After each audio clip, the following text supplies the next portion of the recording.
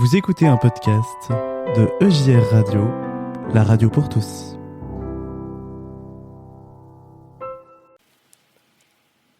C'est l'heure du conte. Les premiers santons.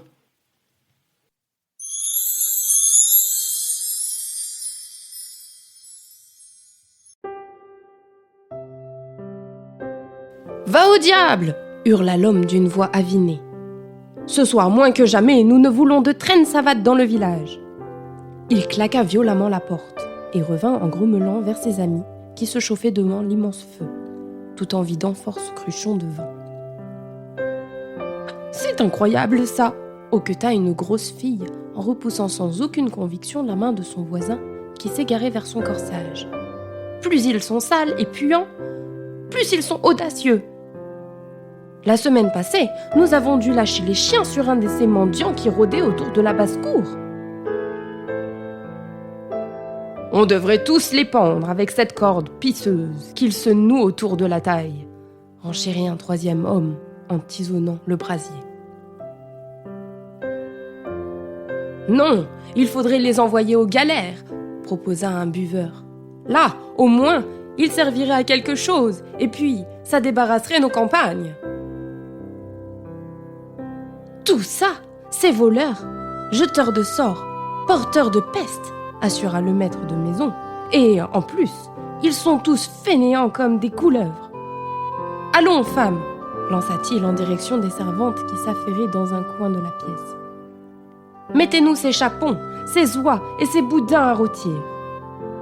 Je sens la faim qui me ronge l'estomac, et, par Dieu, il ferait beau voir qu'elle me torture plus longtemps. Le jeune homme soupira doucement lorsque la porte lui claqua au nez. Il était habitué à de tels accueils. Soudain, une grosse nappe de neige, ébranlée par la secousse de l'huisse de chêne frappant le chambranle, glissa le long du chaume, tomba lourdement sur sa tête et le jeta au sol. Il se releva, frotta sa rude bure, déjà gelée. Puis, se mettant à genoux, il fouilla et tâtonna dans la neige à la recherche d'une de ses sandales qu'il venait de perdre dans sa chute. Il la retrouva enfin, la secoua et l'enfila sur son pied bleu de froid. Puis, s'appuyant sur le léger bâton de noisetier qui lui servait de canne, il plongea vers l'immense forêt qui cernait le village.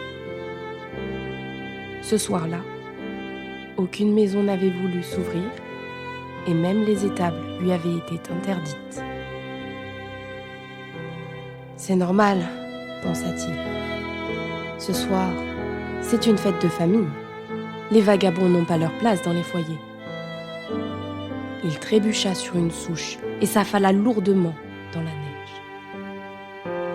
Et il était si las, si affamé, si transi, qu'il fut presque tenté de rester là, dans ce linceul glacé qui, déjà, paralysait ses membres raidis par le froid. Pourtant, il se releva. Ah, ma sœur la neige, tu n'es guère aimable, dit-il en s'essuyant. Il se passa la main sur le visage pour en chasser les flocons, et ses doigts gourds crissèrent sur sa barbe figée par la glace. Et toi aussi, ma sœur la glace, tu commences à me faire souffrir. Mais je ne vous en veux pas. Vous faites ce pourquoi vous êtes faites. Où irons-nous, Seigneur, si la neige était chaude et la glace bouillante? Allons, il faut quand même que je marche pour tenter d'atteindre notre village, qu'on m'a dit tapi par là, à quelques lieues dans la forêt. La neige qui couinait sous ses pas et engourdissant ses pieds nus dans ses sandales lui montait presque aux genoux et entravait sa progression. Alors, pour se donner du courage et parce que, envers et contre tout, il portait la joie dans son cœur, il se mit à chantonner. Il entrait dans la forêt lorsque la lune se leva, énorme, blême de froid. elle inonda toute la campagne d'une éblouissante lueur. Et d'un coup, tout le paysage scintilla, comme un gigantesque diamant. « Merci, Sœur Lune !» lança le jeune homme. « Merci de venir éclairer mon chemin. Grâce à toi, je ne suis plus un aveugle tâtonnant. Grâce à toi, j'y vois comme en plein jour. »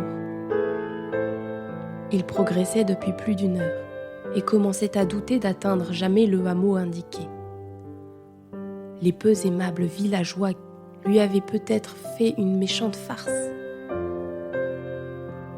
Lorsqu'il sentit une présence dans son dos, ce ne fut pas le bruit qui le mit en alerte, car les bois, pétrifiés par le gel, étaient silencieux, comme un tombeau.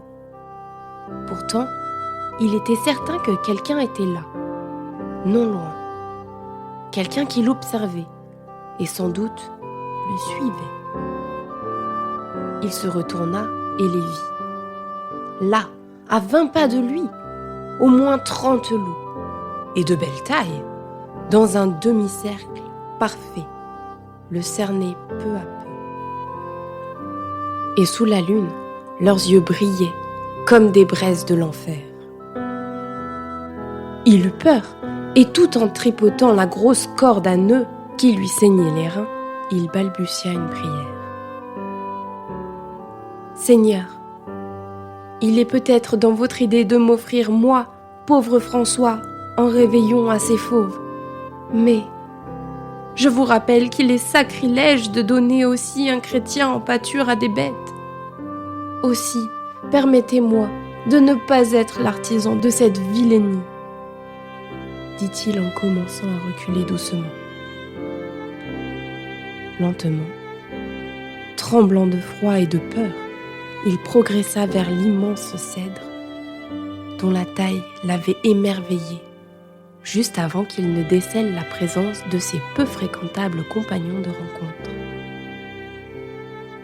C'était un arbre superbe, dont les branches, étincelantes sous la neige, formaient une nef, vaste comme une cathédrale, et dont la tête, fièrement dressée, ressemblait dans sa blancheur de glace à l'imposante voile d'une fantastique et majestueuse caravelle.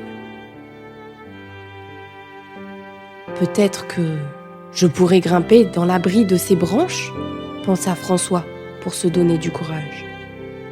Mais l'arbre était encore à plus de 100 pas, et la meute n'était plus qu'à 10. « Écoutez, frère loup, commença-t-il, tout en poursuivant son repli. « Je sais que vous avez faim, mais moi aussi j'ai faim. Écoutez-moi, je sais que ce n'est pas bien ce que je vais vous dire, mais il y a, non loin d'ici, un village, et j'ai aperçu plusieurs moutons, dodus à souhait, de beaux et gras moutons qui, sans nul doute, finiront bientôt sous le couteau du boucher. Oui, je sais, eux aussi sont des créatures du Seigneur, mais n'est-il pas dans leur vocation d'être mangés un jour? Et puis regardez-moi, je suis plus maigre qu'une faucille, mon sang est gelé, et la glace a, je crois, pétrifié la moelle de mes os. Vous êtes plus de 30, un pauvre squelette comme le mien ne vous rassasierait pas. Alors, pour avoir le moins pitoyable morceau de ma pauvre carcasse, vous allez devoir vous battre pour me dévorer. Et c'est très mal de se battre, surtout cette nuit. Vrai, je ne peux le permettre. Écoutez, insista-t-il en constatant que les bêtes s'approchaient de plus en plus. Dieu m'est témoin que je n'aime pas me vanter de ce que je fais, mais voici peu. J'ai remis un de vos congénères dans le droit chemin. Oui, c'était à Gubbio. Vous pouvez vérifier. Et les braves gens de là-bas ont crié au miracle. J'ai eu beau leur dire qu'il n'y avait pas de miracle à apprivoiser un de mes frères loups. Ils continuaient à dire partout que c'est un phénomène divin. Mais peu importe, sachez simplement que je lui ai sauvé la vie à ce loup-là. Ça, c'est vrai. Alors vous n'allez quand même pas me prendre ma pauvre peau pour me remercier d'avoir sauvé la sienne ?» Il jeta un coup d'œil par-dessus son épaule, vit le cèdre dans lequel il comptait grimper et gémit. Le tronc était si gros et les branches si hautes que jamais il ne pourrait escalader un pareil monument. Il continua cependant à reculer vers lui, car maintenant les fauves l'entouraient. Il recula jusqu'à ce que son dos bute contre l'écorce rude. Alors, regardant ses bourreaux, il recommanda son âme à Dieu, ferma les yeux et attendit en souhaitant que l'affaire ne traîne pas. « Eh bien, pensa-t-il après un long moment, que veulent-ils ? Que je meure de froid ?» Il ouvrit les yeux, sursauta. Ainsi, en cercle autour de l'arbre, les loups semblaient attendre. L'un d'eux, un vieux grand loup aux oreilles déchirées par les ans et les combats, bâilla même longuement, comme s'il s'ennuyait. Et François frémit en voyant scintiller ces formidables crocs. « Je ne crois pas qu'ils veuillent de ma frêle carcasse, pensa-t-il. Alors, peut-être me laisseront-ils partir ?» Et il esquissa un pas. Mais les loups se groupèrent aussitôt, plusieurs même grondèrent un peu. « Écoutez, frère loup, plaida-t-il, le froid va me tuer. Si je reste immobile, il faut que je marche, que je me réchauffe. Ou alors, avant peu, je serai aussi raide que le tronc de ce sapin. » Mais lorsqu'il tenta d'avancer, les loups resserrèrent leurs rangs. Ils étaient tout contre lui maintenant, tout proches, et déjà leur haleine brûlante réchauffait agréablement le corps bleu de froid du jeune homme. Malgré cela, et cette douce tiédeur qui l'engourdissait délicieusement, François ne pouvait se résigner à se coucher là, au pied de l'arbre, et à s'endormir. Se couche-t-on quand minuit approche dans la nuit de Noël ? Oui, dit-il aux bêtes, c'est Noël cette nuit. Vous comprenez ? Noël, la venue de l'enfant Dieu, du tout petit bébé qui est né pour nous. Vous savez bien à quoi ça ressemble un tout petit bébé. C'est beau, chaud, potelé. C'est minuscule et pourtant ça porte tout l'espoir du monde. Ça ne pèse guère plus qu'un oreiller de plumes. Et pourtant, c'est plus lourd d'espérance que l'univers entier. C'est fragile, vulnérable et innocent, comme une fleur d'amandier. Et pourtant, ça soutient tout l'avenir de l'humanité. C'est faible, comme un ruisselet sous la canicule. Et c'est pourtant plus chargé de promesses que tous les printemps, de tous les temps. C'est... Et brusquement, animé par une étrange flamme, un impérieux besoin de mieux se faire comprendre des bêtes, il se jeta à genoux, puis à la neige à pleines mains et fou d'amour, modela un enfant Jésus, tout blanc, qu'il déposa délicatement au pied du sapin. Puis il façonna la Vierge Marie et Saint Joseph, et un âne, et un bœuf. Il n'avait plus froid maintenant, la joie inondait son cœur, et il fredonna un chant de louange à travers ses lèvres gercées, fendillées par le gel. Vous comprenez maintenant, frère loup ? Voilà la crèche. Et regardez, dit-il en riant. Il faut que je rajoute les bergers. Oh, ne vous fâchez pas, lança-t-il en entendant gronder les fauves. Je sais que vous n'aimez pas les bergers. Vous préférez leurs moutons. Mais ça ne fait rien. Ce soir, c'est Noël, les loups, les bergers et les moutons doivent faire la paix en l'honneur du Sauveur et aussi pour que le petit enfant qui est là se mette à sourire. Il ramassa la neige à brasser. Il érigea les bergers et leurs troupeaux. C'est lorsqu'il déposa un petit agneau de glace au pied de l'enfant de neige que soudain, comme embrasé par un immense feu, le sapin tout entier s'illumina.